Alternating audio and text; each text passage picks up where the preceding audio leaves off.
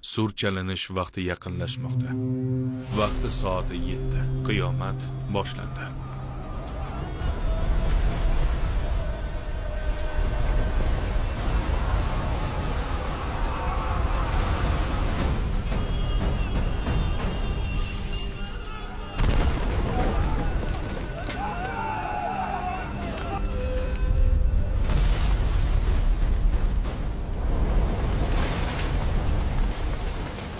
Endi dunyo va butun olamning o'lim vaqti yetdi.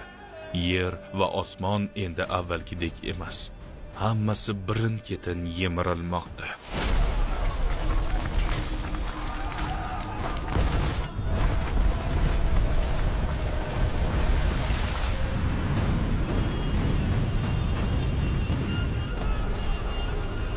Odamlar nima qilishni bilmay, hayrat bilan bir-biriga qarashmoqda. Butunlay shokka tushgan holda sodir bo'layotganlarni tushunishga ojiz qolishdi. Bu hech qanday zilzilaga o'xshamaydi.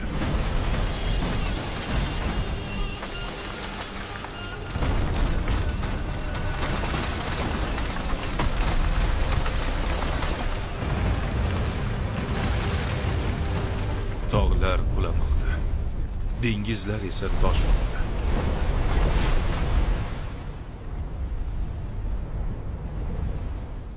Yer yuzidagi barcha yoriqlar birin-ketin ko'paymoqda. Har bir yuzda chuqur va tobora kuchayib borayotgan qo'rquv soyasi bor.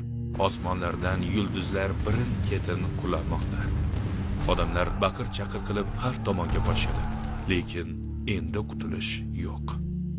Chunki sinov vaqti oxiriga yetdi. Jamiki odamlar birin-ketin yiqilib o'lib ketishadi. Do'stlar, Qur'on oyatlari orqali bu kunda nimalar bo'lishini bosqichma-bosqich davom ettiramiz. Dunyoning oxiri sur deb ataladigan karnay chalinishidan boshlanadi.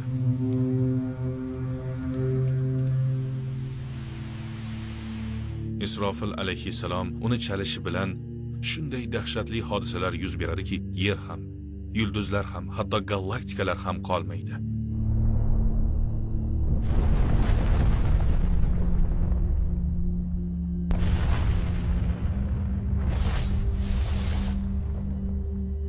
Qur'on bu manzarani quyidagicha tasvirlaydi. Agar dudga birgina puflansa va yer va tog'lar ko'tarilib bir martagina silkitilsa, bas o'sha kunda voqea bo'libdir. Va osmon parchalansa, bas o'sha kunda u osmon behol. O'sha kunning dahshati boshqa ko'plab oyatlarda ham batafsil aytiladi. Bir kundaki unda yer va tog'lar larzaga keladi va tog'lar oquvchi qum tepalarga aylanadi. O'sha kunda osmonni xuddi maktub yozilgan daftarni yopgandek yopamiz. Avval qanday yaratgan bo'lsak, shunday holga qaytaramiz. Bu zimmamizdagi va'dadir. Albatta, biz buni qolguvchimiz. Agar kofir bo'lsalaringiz, bolalarning sochini oqartirib yuboradigan kundan qanday saqlanursiz? Unda osmon parchalanuvchidir. U zotning va'dasi amalga oshadir. Bu oyatlar bu kun hech qaysi kunga o'xshamasligini va biz ko'rib turgan olamning o'lim kuni ekanini ochiq aytadi. Har bir insonning ajal vaqti bo'lgani kabi, bu ulkan borliqning ham o'z oxiri bor.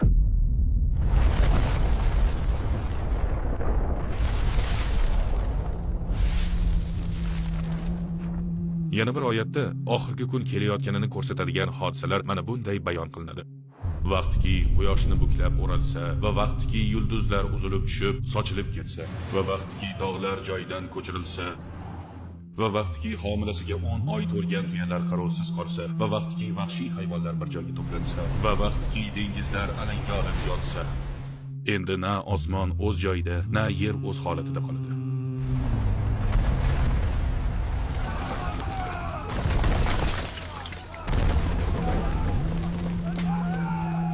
Qaysi tomonga qarasangiz dahshatli manzara. Kuchli zilzilalar sodir bo'lib, vulqonlar otiladi. Yer qa'ridan magma otilib chiqadi. Dengizlar qaynab ketadi. Yer mislsiz kuch bilan silkinar, tog'lar parcha-parcha bo'lib qulaydi. Dengizlar bir-biriga qo'shilib, ulkan cheksiz okeanga aylanadi.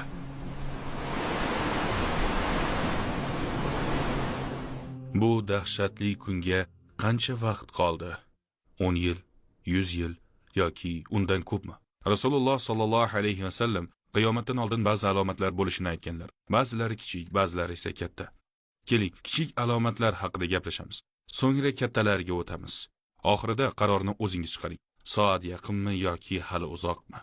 Birinchi kichik alomat payg'ambarimiz alayhissalomning bu dunyoga kelishlaridir.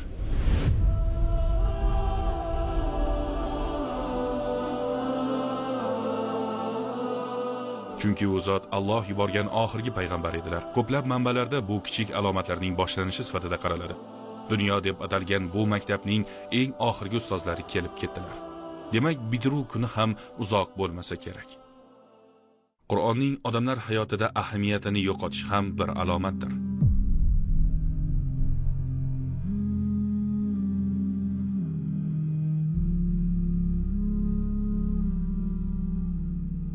Haqiqatan ham bugun atrofiga qaragan odam buni hamma joyda ko'radi. Ko'pchilik dunyo ishlari bilan shu qadar bandligidan Qur'onning bitta sahifasini ham ochishmaydi. Ish va hayot bilan band bo'lib o'qishga vaqt topa olmadim. Qur'onni eng oxirgi marta bolaligimda o'qigandim. Ehtimol sizda ham shundaydir. Yana bir alomat namozning tark etilishi. Necha kishi namoz o'qishini bilmoqchi bo'lsangiz, maktab yoki ishingizga bir qarang. Yigitlar, men masjidga ketdim. Kim birga boradi?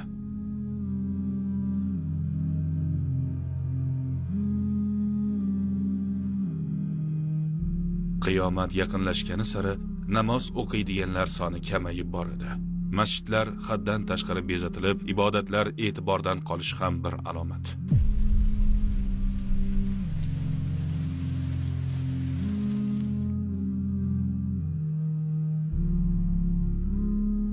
Yana biri Al-Malhama Al-Kubro nomli ulkan urushdir. Bu ham qiyomat alomatlaridan biridir.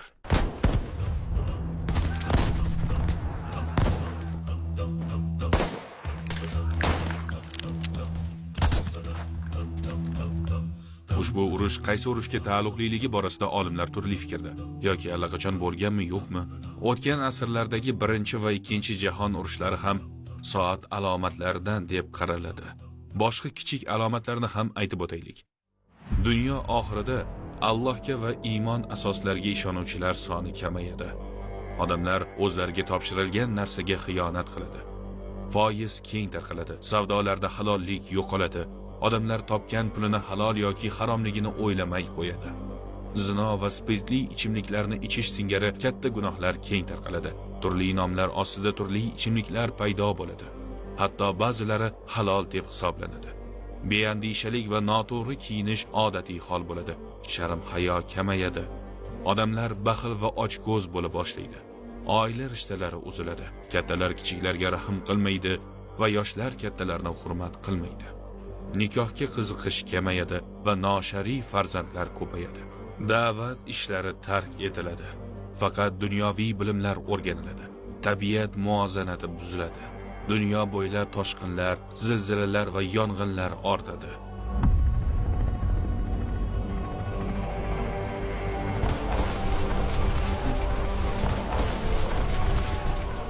Tabiiy boyliklar tugaydi. Qotilliklar ko'payadi.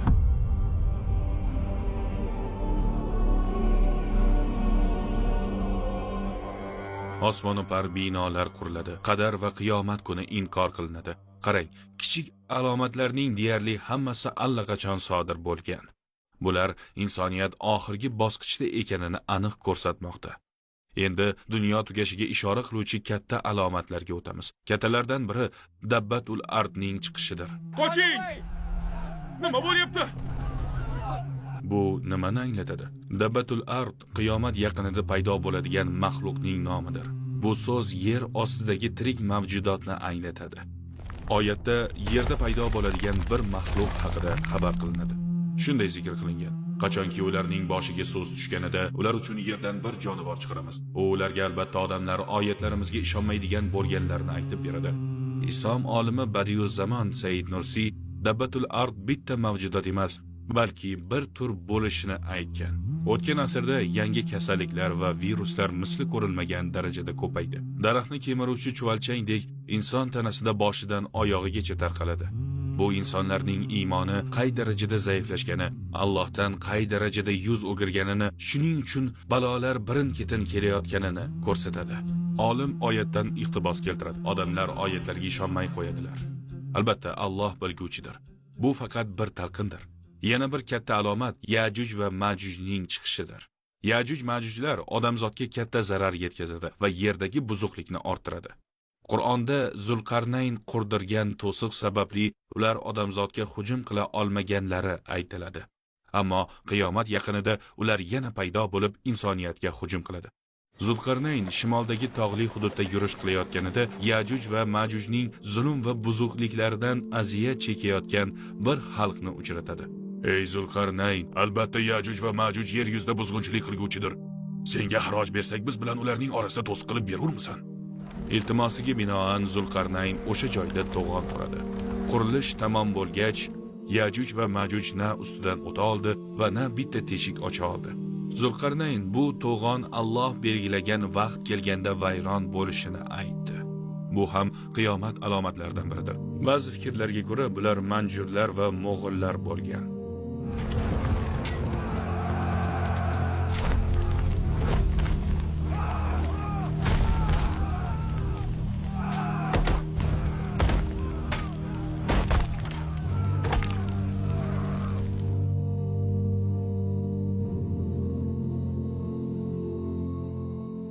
Asrlar o'tgach, ularning avlodlari yana oxir zamonda insoniyatga o'z ajdodlari kabi zulm qilishadi. Albatta, Alloh bilguvchidir. Yana bir alomat Dajjolning chiqishidir. Rivoyatlarda Dajjolning chiqishi dunyodagi eng dahshatli voqealardan biri sifatida tasvirlanadi.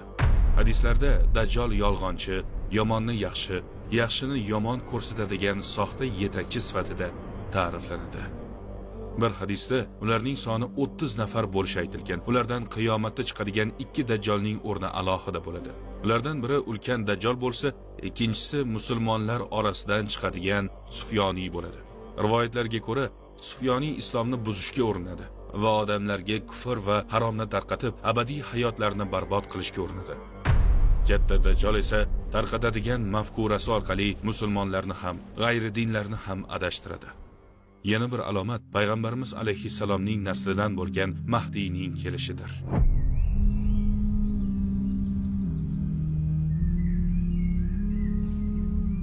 U Alloh tomonidan hidoyat qilingan, insonlarni Robbiga qaytaradigan zot sifatida ta'riflanadi. U kufrga botganlarni, shubhada qolganlarni va adashganlarni qutqaradi. Ularni zulmatdan, Dajjol va Sufyoniy xavfidan najot qiladi. Eng buyuk alomatlardan yana biri Isa alayhissalomning osmondan tushishidir.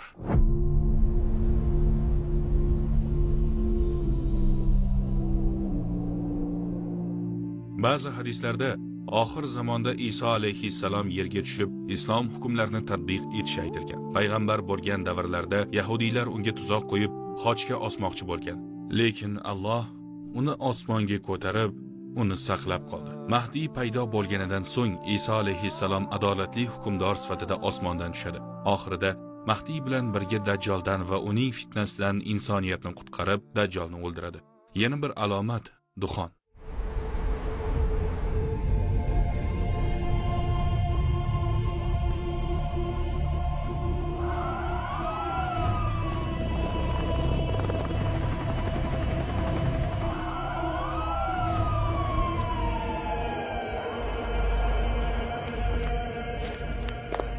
Duxon tutun degani. Ba'zi fikrlarga ko'ra, qiyomat yaqinlashganda osmondan tutun tushib, butun dunyoni qoplaydi. Bu holat 40 kun davom etadi.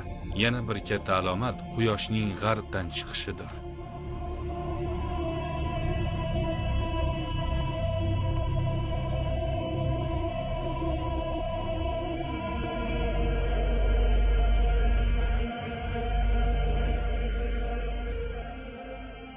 Bu sodir bo'lganda odamlar oxir dunyo kelganini aniq tushunishadi. Ammo o'sha paytda tavba va imtihon eshigi yopiladi. O'sha vaqtdagi tavba foyda bermaydi. Bu barcha alomatlarning eng yaqqolidir. Bu alomatlarning barchasi qiyomat juda yaqinlashganini bildiradi. Lekin ko'pincha bir narsani unutamiz. Bir odamning qiyomati uning o'limidir. Shuning uchun o'z qiyomatimizga tayyorgarlik ko'rishga e'tibor beraylik. Muhimi bugundan ibrat olib amal qilishdir. Robbimiz oyatida shunday deydi: ular qiyomat soatining birdan kelishidan boshqa narsaga intizor bo'lishayotgani yo'q. Darvoqe alomatlari kelib ham qoldi. Agar u kelib qolsa, ular qayerdan eslatma olurlar? Bu video sizga yetib kelgan bo'lsa, bejiz emasligiga ishonavering. Alloh uni oldingizga olib kelib, oxirigacha ko'rishingizga yo'l ochdi. Bilasizmi nega? Chunki u hayotingizda nimanidir o'zgartirmoqchi. Shunday ekan, u tomon bir qadam tashlamaysizmi? Qaror qabul qilish vaqti keldi. Namoz o'qimasangiz, mana shu daqiqadan boshlang.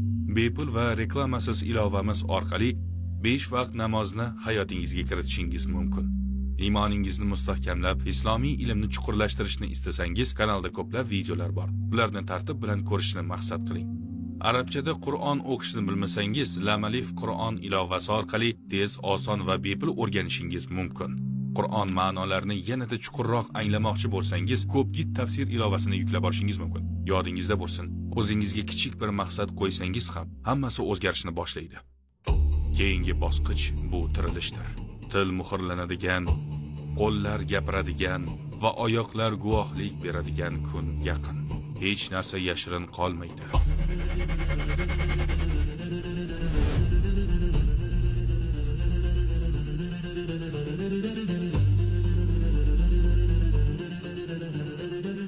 Barcha insonlar qiyomat kuni tiriladi va juda og'ir bir davr boshlanadi.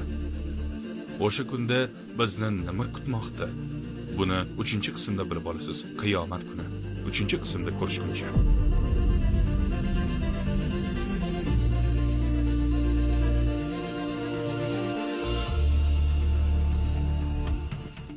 Bir narsani payqadingizmi? Bu videoda birorta reklama yo'q.